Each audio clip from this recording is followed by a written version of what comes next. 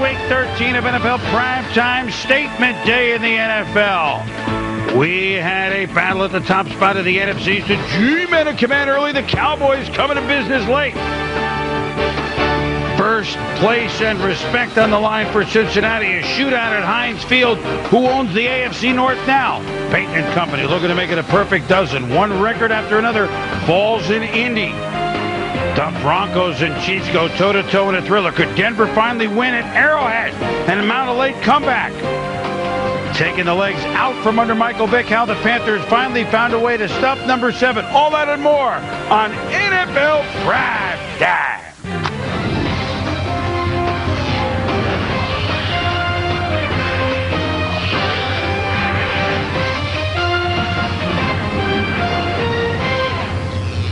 NFL Primetime is presented by Miller Lite.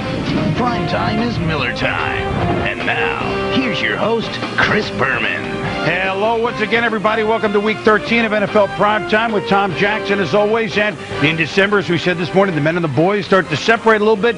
Big-time games, 12 divisional games. We learned something. A lot of what we learned was brand new today, Tom. Yeah, we anticipate so many things when we get to this point in the season. It was a Sunday of change. A big change as well, and we're seeing a change with Minnesota. Let's start with Minnesota and Detroit. Dick Duran, the interim coach, was the defensive coordinator, and Steve Mariucci has been axed. More on that in a moment. There's Brad Johnson, who is 4-0. Well, maybe make it 5-0 if this one play is indicative of everything else. It's a Corin Robinson touchdown. Vikes first place from scrimmage.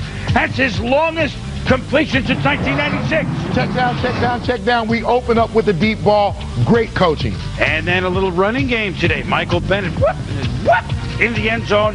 7 yards, 14-3 Vikings in Detroit. The Vikings lead at 21-9. Detroit trying to rally behind Jeff Garcia. R2's pinner in the end zone, 6 yards, 21-16. Under 2 minutes to go. Garcia, who got the start today over Joey Harrington, and he throws to Roy Williams, 13 yards. Can the Lions do it for Duran? Garcia to Williams again. I mean, the Boo Birds were out. They had signs for, we want Joey, we want Jeff, we want Matt Millen out. I mean, it was an ornery crowd. But they were hopeful until, with a minute to go, Corey Chavis picks off Jeff Garcia. Brad Johnson is 5-0 as a starter for the Minnesota Vikings. And the Vikings win this 21-16. Look, the Vikings are 7-5. They've won all 5, started by Johnson, as we said. 245 yards of offense. Johnson with a 17-23 game. Hey, 6 weeks ago. That's right. There's no way the Minnesota Vikings are in the playoff hunt. We have to give Coach Tice credit for this. When, 6 weeks ago, an impossibility that this team could be competitive for a playoff spot. They are there. They are on a streak. One of the hottest teams in the NFL right now. Well, and that's only them separating from the Bears. Why the Bears can't put that division away. Minnesota alive. And Detroit, a long season continues when we return. We have a lot to show you today. Pittsburgh and Cincinnati. Pittsburgh has had the Bengals number. Would this be Cincinnati's judgment day? Dallas and the Giants tied atop the NFC East. Defense ruled in the Meadowlands. Who would come out on top? NFL Primetime, presented by Miller Lite. On your next beer run, grab some great-tasting, less-filling Miller Lite. Miller, good call. And in part by Visa, proud sponsor of the NFL. With Visa's multiple layers of security, you're covered.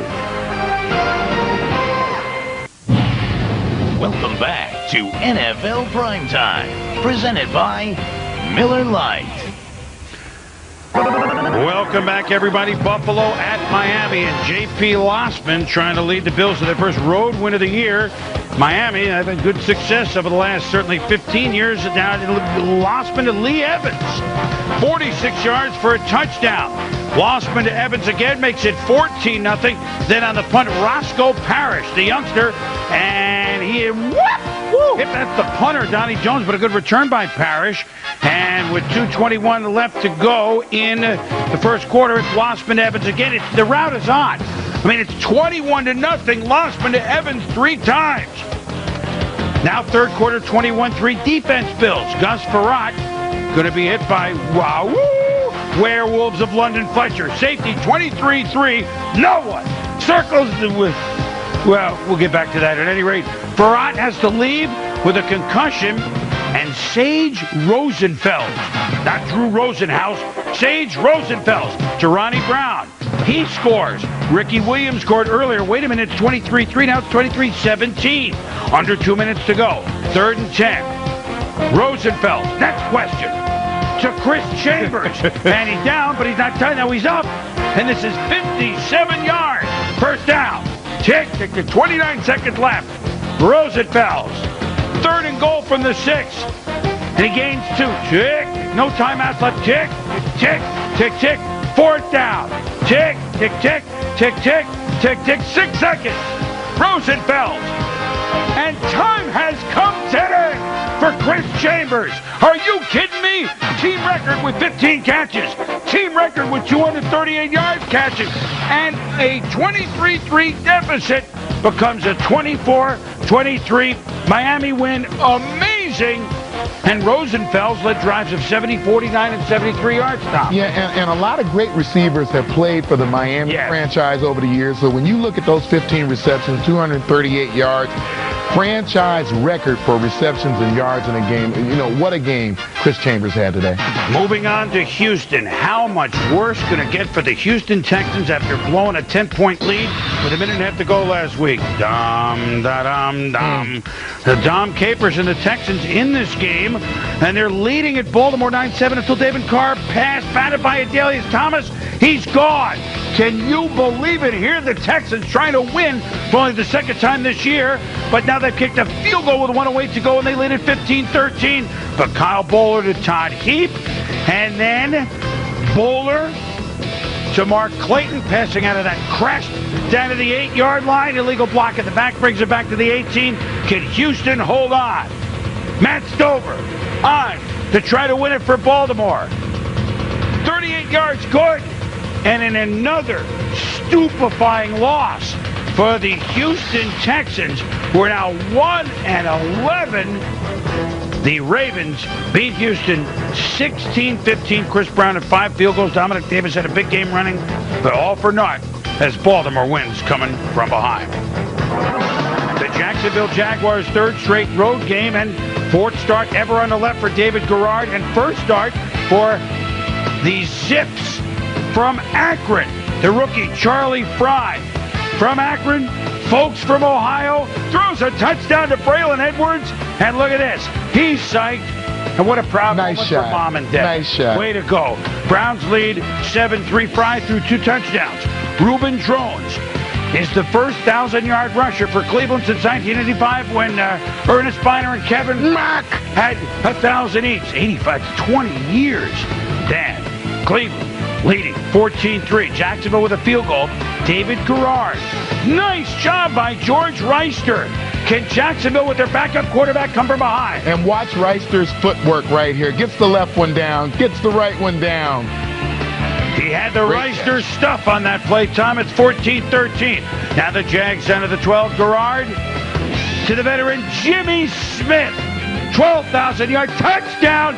And the Jags have 2 second-half touchdown passes. Garrard, they lead 20-14. Cleveland still has a chance. Fry to Braylon Edwards. He had a big game, but although we won't know for sure until an MRI tomorrow, this looks bad. Carted off, right knee injury. Winslow, Edwards. I mean, these are offensive weapons. Wow. So they'll know more tomorrow. Meanwhile, 2:09 to go. Garrard on 3rd and 19. 28-yard scramble. What a clutch run for this youngster. The 4th-round pick from East Carolina back in 2002, who will now have to guide the Jags into the playoffs if they make it. Leftwich wouldn't be back until they make the playoffs if they do it. And Jacksonville wins 20-14. It's 3rd in a row on the road. And I don't care that it's Cleveland. Right. Backup quarterback, 3rd in a row on the road. You're now 9-3. They host the Colts next week. They're still alive in the division hunt and certainly in the playoff hunt. You got to believe that Fred Taylor's going to be back next week when they get ready to play the Colts. And David Garrard talked a little bit this morning on Sunday Countdown. His mobility would key a couple of key first downs for him. 7 carries today, over 25 yards, and he picked key situations to go and get his yardage. And I think that for that reason, even though he only threw for 110 yards, he was the guy who won the game for him. I know Cleveland, they're not an offensive juggernaut, but the defense, they're down 14-3, so no more points allowed, and a big win by Jackson. 3 in a row on the road. You don't do that. 9-3. Yeah, they are 9-3. Apologize to nobody when we return on NFL Primetime. Colts, certainly they couldn't beat. Remember when they couldn't beat the Titans? There's no way Peyton Manning could beat Tennessee. When was that? And tell you what, the Panthers can't beat Michael Vick and the Falcons. Or would that change today? The Fantasy Ticker, brought to you by Chevrolet, an American Revolution. Here we go with the Buccaneers and the Saints in Baton Rouge. Jim Haslett's squad playing at LSU's Tiger Stadium. And what a day it was for Tampa Bay's Rondé Barber. What a pick he makes there off of Aaron Brooks, who does have a habit of throwing them. But Rondé's been such a good corner for a long time, made a big play. Yeah, look at the depth that he gets in the zone. A good 15, 17 yards deep. Great set of hands. You don't always find that on a DB. Not for Rondé. Rondé can catch the ball. And then Aaron Brooks again going to throw it, and that's picked by Rondé Barber. I feel a theme coming here, Tom. So 2 picks, Barber. Ensuing drive, Chris Sims with a tough throw to Joey Galloway, and he's going to go 30 yards. Wait, Galloway's had a big season. Yes, he has. 8 touchdown catches for him. Now, it's a 10-3 game. I mean, this is not exactly an abacus game here. And Aaron Brooks, with a minute and a half to go, is picked off by Rondé Barber. 3 for Barber, 4 for the Bucs in all. And now you get the feel of what happened in this game as Tampa Bay, an important win for them because they go to 8-4 as only 34,000, by the way, in Baton Rouge. But they know their football. The Saints have been struggling, and big win Tampa Bay. This division will be decided. Everybody playing each other in the NFC South. Yeah, and again, we talk about the numbers and, how the quarterback did, but Chris Sims is putting together the wins that he needs to keep his team in contention. And I will say this, New Orleans have beaten Tampa Bay for the last 6, so this is a type of a change. Speaking of change, Michael Vick has gone 5 starts against Carolina, and he's 5-0 against them. The Falcons lead at 3-0 in the first quarter in Carolina. Deshaun Foster. Woo. Wow, did he look good. We used to call Barry this, but now that he's retired for a long time, Deshaun Bananas Foster. 30-yard run. That daylight coming, you got to Delhomme. Foster catches it from Jake Delhomme. Panthers lead late first 7-3. Now 4th and 1, second quarter. So Vic's going to go for it. Oh, no, he's not. Michael Rucker up the middle. Michael Rucker coming right off the edge and coming untouched. Dan Delhomme to Steve Smith. And you talk about a guy having a huge season. Avoids the tackles and in for the touchdown. And then, wait a minute, let me change the diaper. Are you kidding me? Wipe it off. Put the and we have the new Vic. I don't know. Well, we talked about this team putting a lot of pressure on Mike Vick, forcing him to do the things that they want him to do. 4th quarter of this football game, Julius Peppers comes off the edge up top. Whoa. Comes to Mike Vick's blind side, then Mike Minner. Safety up. Coming on a delay blitz and actually gets a sack. Then here's a corner. Pick. On the Ricky next Manning. play. Yep. The next play. Boy, the defense, they had a plan against Michael Vick. And that sets up, the Panthers had that 100-yard rusher this year. But today they did. They swept everything out of the closet as it pertains to the Falcons. Deshaun Foster, 100 yards. Vic loses. It looks like he's sitting in a hockey penalty box there. It was odd. And the Panthers crunched the Falcons as they win it 24-6. Foster had 131 yards rushing. But the story here, 2 picks of Vic, 5 sacks of Vic. Only 17 of 35 throwing, only 3 carries for 36 afterwards. Vic spoke about the Panthers. The streak was not going to last long, and I knew that. I was just trying to keep it going as long as I could, but everybody hyped it up that they didn't beat us in the last 3 years, and they fed off that, and it kind of didn't work into our favor. But they still got to come to our house at the end of this month and at the beginning of next year, and we got another shot at it. Well, he's right. Look, Carolina's a good team. They're 9-3, one of the best records in the conference. Atlanta now falls to 7-5 with Tampa's win. That means Atlanta in third place. Atlanta does host Carolina later. Carolina plays Tampa next week, so there's a lot going on here. But Carolina really had a heck of a plan defensively, Tom. Well, they had a plan defensively in terms of containment and at the same time going after Michael Vick. And that defensive front can be as tough as any in football. But I think the key offensively for Carolina is the fact that when they were at their best, when they made it to the Super Bowl, they ran the ball the way they did today with Deshaun Foster. That sets up play action for Jake Delhomme. That makes them a successful offense. Well, Carolina had that game against Tampa at home next week, so they really could pull 2 games at least up on everybody next week if they win it. When we return, I told you, these head-to-head games really tell you a lot about divisions, like the Bengals and Steelers in Pittsburgh. Which offense would blink? Dallas and the Giants. Which defense would blink? Which offense would get the end zone just a little bit? And after 11 straight wins in Chicago, could the Bears stop the Pack this time? You are watching NFL Primetime, presented by Miller Lite. Welcome back, everybody. The Green Bay Packers have won 11 straight games at the Bears. But Chicago has won 7 games this season in a row. Look at Brett Favre saying, this is how we win. How about that block? Blocking on the reverse for Antonio Chapman sets a good play. 6 seconds to go, or just seconds to go in the half. Pack lead 7-6. Now this is a team that has a 108-yard return at the end of a half. And Charles Tillman picks it off. And he could go all the way. 95 yards, but he's knocked out of bounds. Sets up a field goal, so the Bears do lead 9-7 at the end of the half. Then defense. Mike Brown comes in untouched, fumble. Pack recovered, and Brett Favre shaken up on the play. Then, later in the third, Pack driving. Favre, hand hurting, doesn't matter. I'm firing to Donald Lee, but Favre hurts his hand again. They had to take a chunk out of it. Look at it. Aaron Rodgers going to warm up, but he's not getting in. He's not getting in. He's just not getting in. Meanwhile, he's getting in. Charles Tillman, look out, Fred! Mambo! Ogunlier picks it up for the Bears. And so at 12-7, Favre nailed again. Defense again. Nathan Vasher, he's the guy with a 108-yard return. This time it's 45 yards. His 7th pick.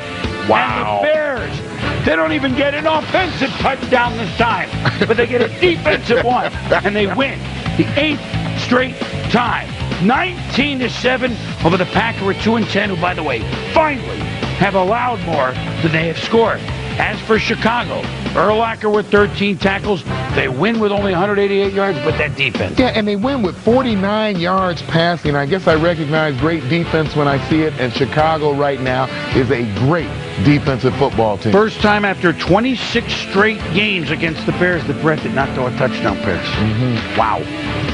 Meanwhile, in the NFC East, the Cowboys and the Giants, each at 7-4, got set to play at the Meadowlands, a stadium that Bill Parcells knows something about. 72-33 as head coach of all the teams in there, even as a visitor, like he came in with Dallas, had a winning record. Here we go with one of our prime cuts. Remember, Dallas won in overtime between these two teams earlier this year. And there he is, Bill Parcells, Jersey guy back home. One of his assistants and proteges, Tom Coughlin, has the Giants 6-1 at home. Wearing the red jerseys, Eli Manning, the Tiki Barber, down at the 1. Now remember a couple of times the big fella, the rookie, couldn't get it in?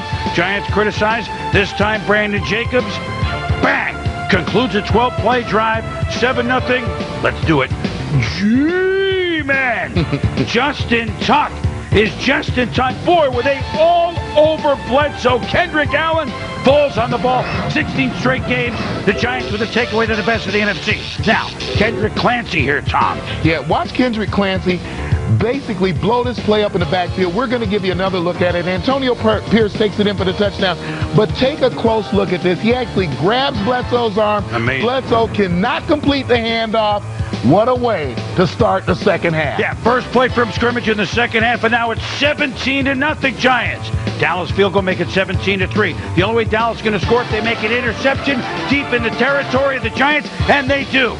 Aaron Glenn had a big game, picked off Eli Manning twice. And now with the ball at the 7. Bledsoe with a fade to Terry Glenn, and all of a sudden Dallas in it, 17-10. Still same score.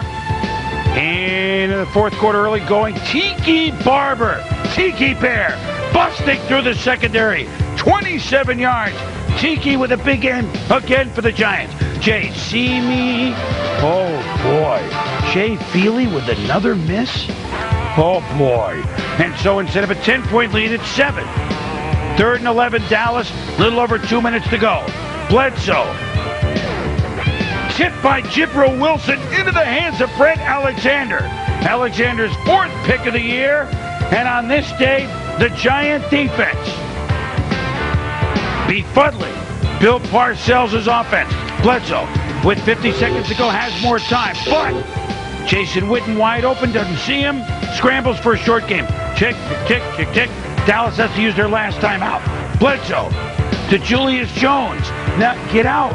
He's not out. Tick, tick, tick, tick, tick. So they got a spike.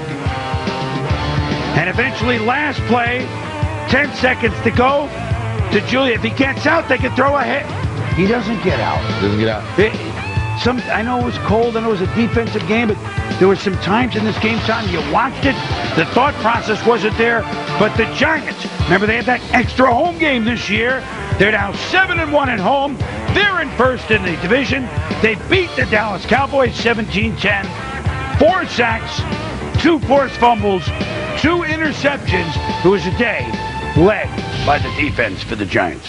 Yeah, I thought that the Giants played awfully well on the defensive side of the football. And I think that when you look at the Cowboys, if you're Bill Parcells, you expect so much more from your quarterback. The veteran leadership that you were looking for in this situation, you just did not get. And I thought the reason for it was early on in the game, a lot of pressure brought to bear on Drew Bledsoe. And once you get hit like that as a quarterback, really starts to affect your focus downfield, start worrying about that rush rather than worrying about where you're going to put the football. Yeah, I mean, Eli Manning's numbers weren't stellar. Weren't any better. But Dallas needed a little better game out of Drew. I mean, they had a chance. Especially on the road. When you're on the road, your quarterback has to play better than he played today. And the offensive line has to protect him better. And Tiki with another 100-yard game. He's really a special player, Tom. And a big win for the Giants. Now, speaking of big wins, the Cincinnati Bengals in this new era of better Bengal football, still with Carson Palmer 0-3 against Ben Roethlisberger in this era of Pittsburgh Steelers football, including a game a few weeks ago in Cincinnati.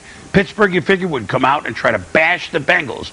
But if the Bengals could win, they would have swept the Steelers, have a 2-game lead over Pittsburgh, and put Pittsburgh's playoff hopes in jeopardy. Here we go with another prime cut from Heinz Field in Pittsburgh. Ben Roethlisberger hurt his thumb at some point of the game Monday night. He was not singing Under My Thumb. He was wearing this on his right thumb with glove, and obviously to throw it, not easy. But despite the protective device, he hits Jeremy Tuman, throwing effectively the type of pattern that he can complete. 26 yards on the right side. That sets up. He actually didn't have to do it. I just did it anyway. Jerome Bettis in the end zone, 7-0 Steelers. So, here we go. Pittsburgh's going to assert themselves against Cincinnati. Maybe not. First Bengal series, Carson Palmer. You say Houshmandzadeh? I say Houshmandzadeh. 43-yard touchdown, Carson Palmer to Houshmandzadeh. 7-7, game on. What a catch. Yeah, take another look at TJ.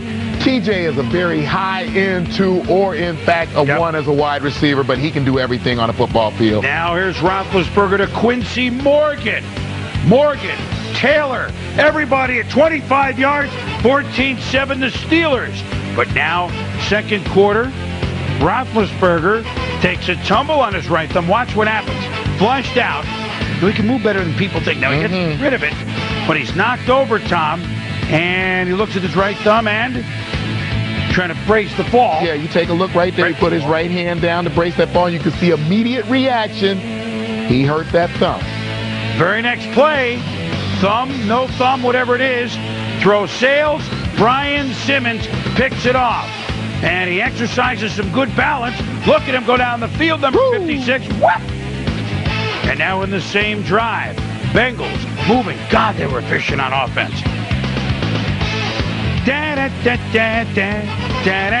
Here's Carson Palmer to Houshmandzadeh. 6-yard touchdown. Cincy with the lead, 21-14.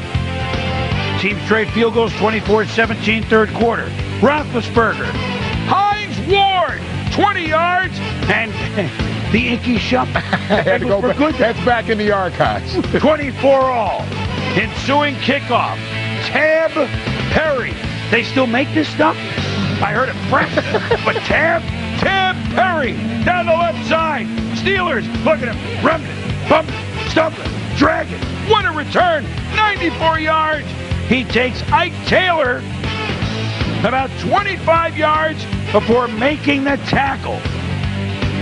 And that sets up a Rudy Johnson blast. 31-24 Bengals. Now watch this series.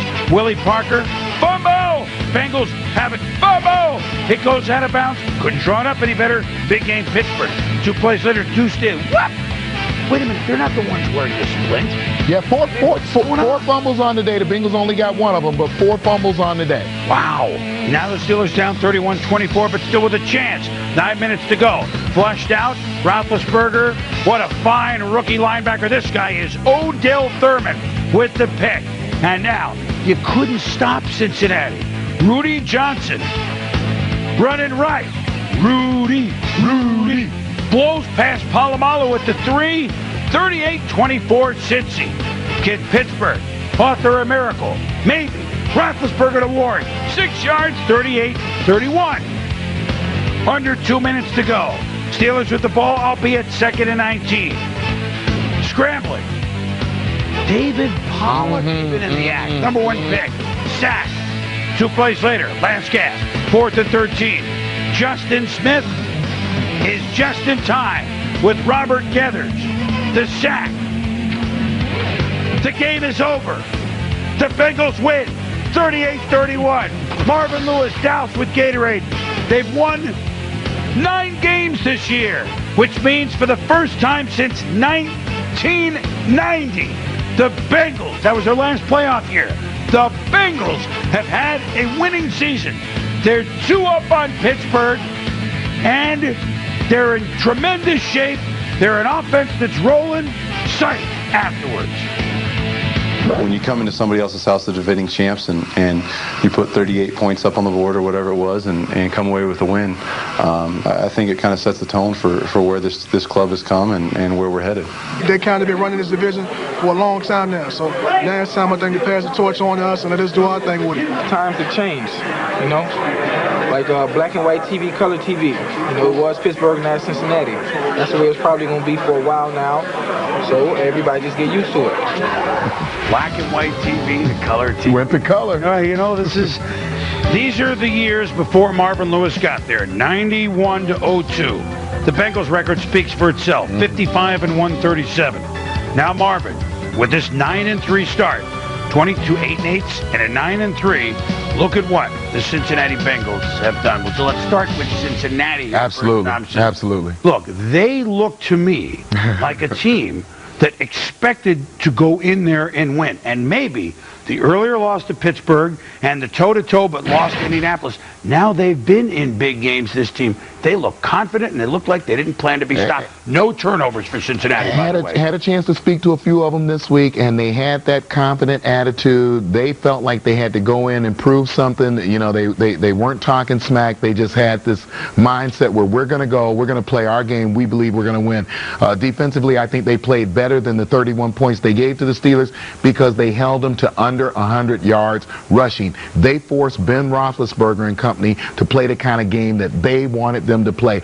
They ran for 221 the first time they played them. This time they ran for 95 yards, so Ben had to throw the ball 41 times. That is not the game that the Steelers want to play. And I don't know if anybody can stop the Cincinnati Bengals offensively. Well, you know that Pittsburgh turned it over 4 times, and they scored 31 points at home.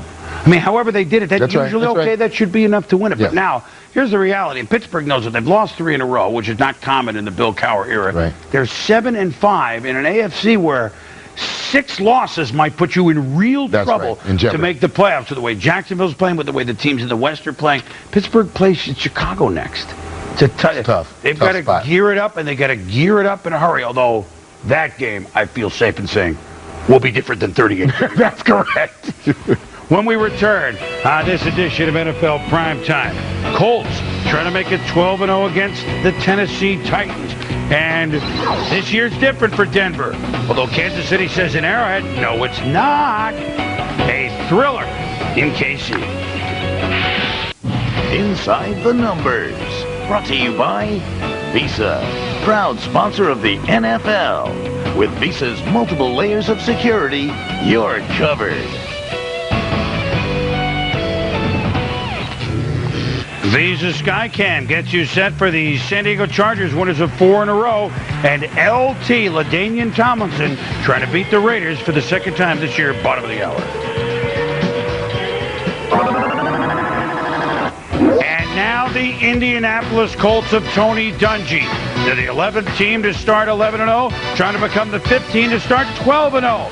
Peyton Manning to Marvin Harrison, and Marvin would get to 12,000 yards for his career. Congratulations there. 7-0 against Tennessee. Edgerrin James, the third fastest to 9,000 yards. Only Eric Dickerson and Jim Brown have gotten to 9,000 faster. And on the same drive, Manning, what kind of season Reggie Wayne having? They're all having huge years for the Colts. 21-3 as Manning hits Wayne out of the Batcave. Yeah, take another look. Dallas Clark inside, tight end, actually flexed out. He's going to run the post, draw the safety in. The one-on-one coverage is Reggie Wayne to the outside, right around the numbers. Little seam route. Great delivery of the football by Manning.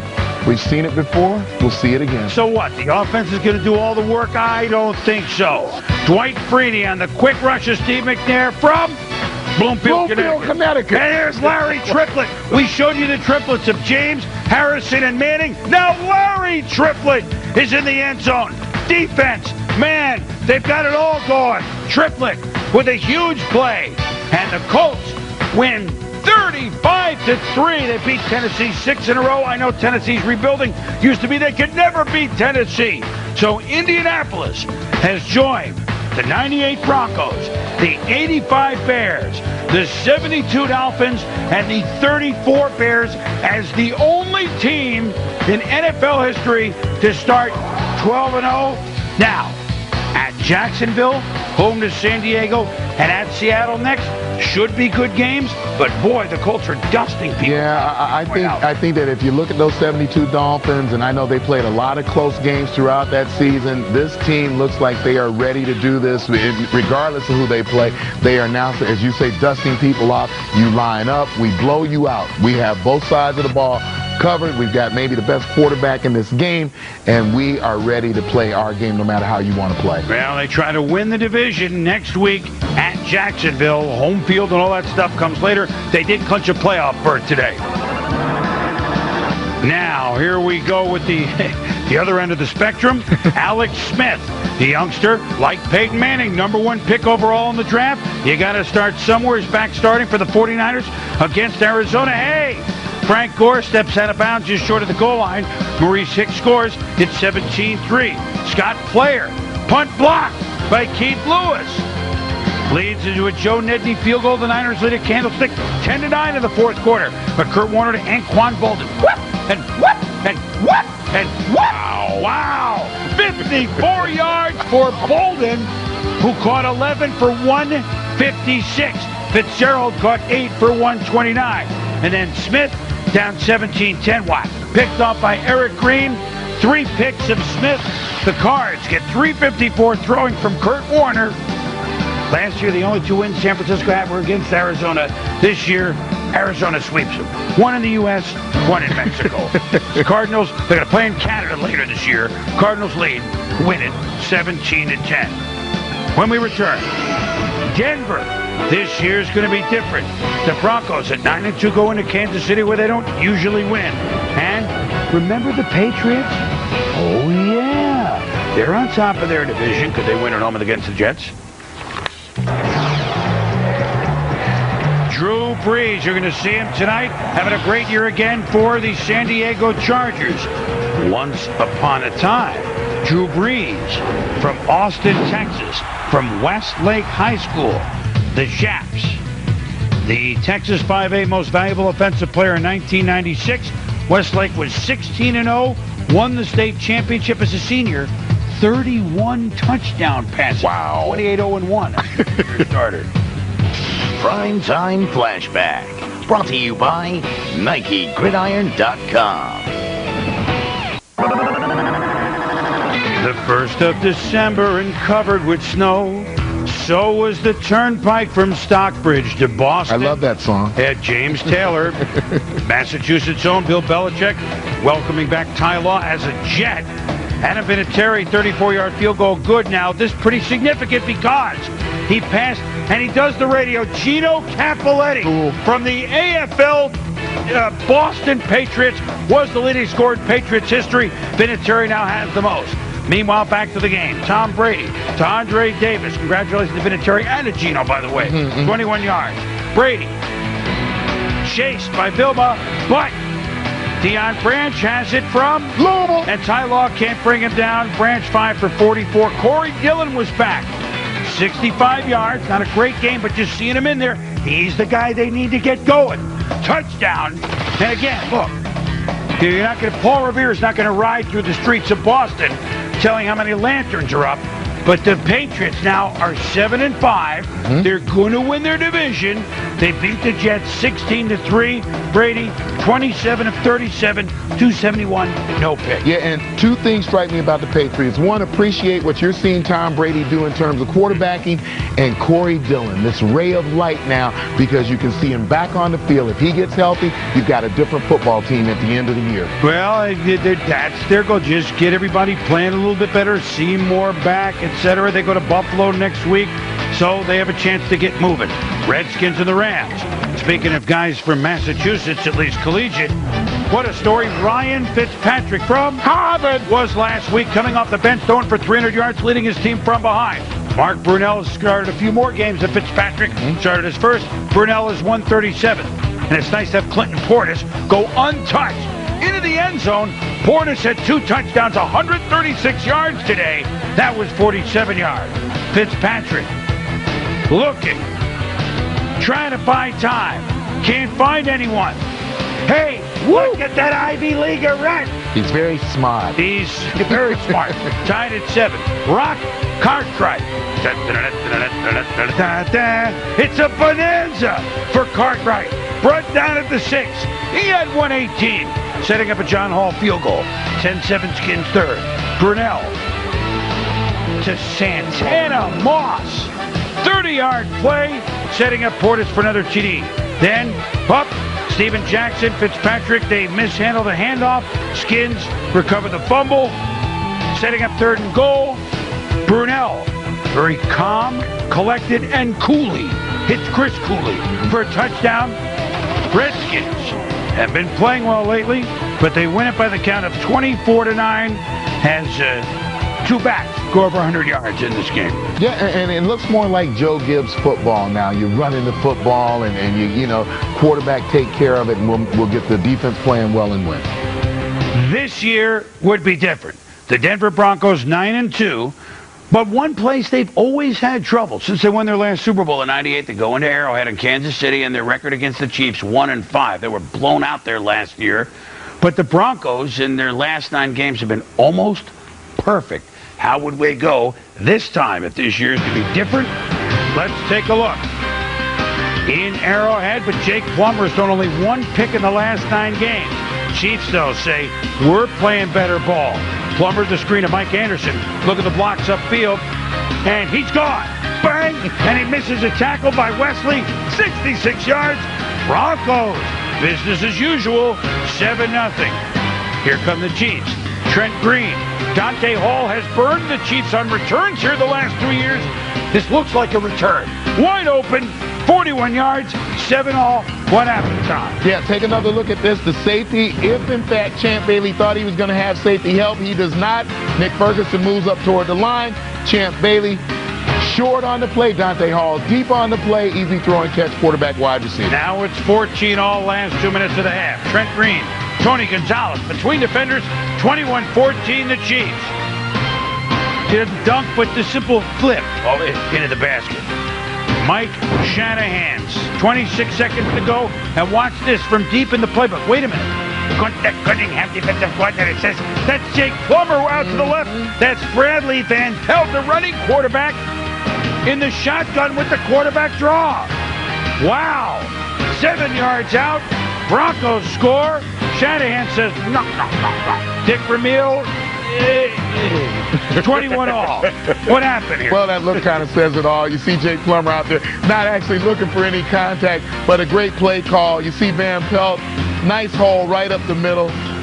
You know, Jake's a pretty good scrambler himself, so, you know, Mike really did go deep in the playbook for that one. Chiefs trailing 27-24 in the fourth quarter. Grandmama Larry Johnson changes directions, and Johnson rumbling for a 30-yard gain. Johnson had 140 yards on this day. Then Green, Teddy Kennison, nailed by John Lynch, and he's going to be called for head-to-head hit, unnecessary roughness. And Lynch, you know, John Lynch is a lot of things, and dirty is not one of them. You know, I say let him play some good hard-nosed football. So the ball's at the 4, Tom, and look at Larry Johnson. Wait, and then get in the end zone. Touchdown. 31-27 the Chiefs. 10 minutes to go in the game. After the play, Lynch has word to the back judge. Still upset with that call. Well, another flag, unsportsmanlike penalty. Late in the fourth, Mike Anderson. Broncos given a good spot here on 4th and 1. Measurement. Wait a minute. Kansas City and Dick Vermeil challenge the spot, because on the replay we're going to see Anderson stopped shy of the 48. How about challenging the spot, and having it overturned? And the Chiefs take over and run it out. And Mike Shanahan's Broncos have once again gone into Arrowhead and lost. So Denver falls to 9-3, opening the door for Kansas City and San Diego in the West. Denver plays San Diego at the end. Kansas City still has to play Kansas City is a murderous schedule, but the Chiefs win a game 31-27. And look, you can't look. Each quarterback picked off twice in this game, so you can't say, Jake. But Jake Plummer was almost impeccable with the way he was playing football. But on this day, a couple of throws he would want back. Tom. Well, yeah, expectations have been that Jake can be almost perfect, because that's what we've seen over the course of almost the last 9 games. So you're going to throw picks every now and then. I thought that the Broncos would have thought that they would have run the ball a little bit better than they did today. But as you watch that game, and I had this vision of the Denver Broncos playing the Indianapolis Colts. Now that game obviously would be in Indianapolis. And the way Trent Green was able to move the ball, that's a discouraging thing when you think about Peyton Manning and that group of weapons he has around him. And we have to keep remembering, no matter what division we're talking about, with the exception of the people who have clinched, Seattle, that you haven't really done anything yet. You haven't really done anything yet. They haven't won their division. They haven't clinched the playoff spot. They have done nothing yet. Yeah, you heard Seattle that the Rams lost clinched division for Seattle, but that West now, which Denver has controlled, that's now up for grabs. Teams all up for grabs. When we return, game balls on a day in which all the trends, almost all of them, were changed, at least for one Sunday afternoon. Naturally, week 13. NFL Primetime, presented by Miller Lite. On your next beer run, grab some great-tasting, less-filling Miller Lite. Miller, good call. And in part by Chevrolet, an American Revolution. Boomer Chad Johnson said it, black and white TV went to color. If you watch Carson Palmer today, orchestrated a lot of this offense at the line of scrimmage. This was a true changing of the guard between the Cincinnati Bengals and the Pittsburgh Steelers. Carson Palmer gets my game ball today. Black, white, and orange TV it went to, Tom. And I'm going to give him to the brothers Barbers, Tiki and Rondé. Tiki with 100-plus yards rushing. Rondé with 3 interceptions for Tampa Bay. Both with big wins. Both with big wins that might imply playoff spots for these teams. Hey, you know, a day like this in football, I remind us about how much fun we've had for 19 years presenting the show. But some of you know, some of you may not know, that in this way, shape, and form, NFL Primetime, with the change of the TV conference tracks next year, it won't appear in this form at this time. We hope this show's been indicative of how hard everybody behind the scenes and up here works at it. We're going to give you our best effort this last month as we scroll down the end of the season. Sunday Night Football, Raiders, Chargers, enjoy.